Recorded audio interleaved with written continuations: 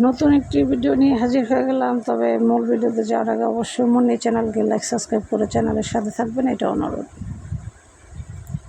কাল হাসরের ময়দানে এমন কিছু মেহমান আছে যে সবার আগে তাদেরকে ডাকা হবে জান্নাতে যাওয়ার জন্য। তারা কোন ব্যক্তি আসুন আজকে আমরা জানি। তারা সেই ব্যক্তি যারা সব সময় দুনিয়ার জমিনে সুখে দুঃখে, যদি সে নুন দিয়ে ভাত খেয়েছে আলহামদুলিল্লাহ পাঠ করছে, যদি সে না খেয়ে রয়েছে তারপরও আলহামদুলিল্লাহ পাঠ করেছে। সবসময় কন্টিনিউ সুখে দুঃখে আল্লাহ তাআলা শুকরিয়া আদায় করা ব্যক্তি সবার আগে জান্নাতে যাবে ইনশাআল্লাহ।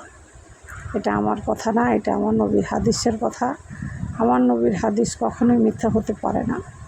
তাই আমরা সবসময় সুখে দুঃখে আল্লাহ শুকুর আলহামদুলিল্লাহ পাঠ করব।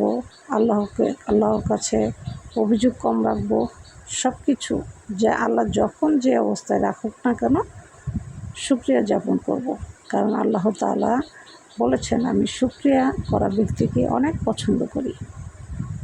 আর যে ব্যক্তি বিশেষ করে সুখে দুঃখে সবসময় শুকুর আলহামদুলিল্লাহ বলে আল্লাহ তাআলার কাছে অভিযোগ কম রাখবে, সবার আগে তারাই জান্নাতে প্রবেশ করবে ইনশাআল্লাহ। তাই আমরা চেষ্টা করব সুখে দুঃখে আল্লাহ তাআলার রাজি খুশির উপরে অটল থাকার জন্য। কে বেশি খাচ্ছে কে কম খাচ্ছে এটা মূল কথা না। আপনার রিজিকে যা আছে আপনি তাই খাবেন। কেউ কারো রিজিক খায় না, যার যার রিজিক সেই খায় দুনিয়াতে। তো ভিডিওটি ভালো লাগলে অবশ্যই মনে চ্যানেলকে লাইক সাবস্ক্রাইব করে মনে চ্যানেলের সাথে থাকবেন, এটা অনুরোধ। নতুন নতুন ভিডিও পাওয়ার জন্য, নতুন নতুন হাদিস সম্পর্কে জানার জন্য। তা আজ এ পর্যন্ত, ভালো থাকবেন, আল্লাহ হাফেজ।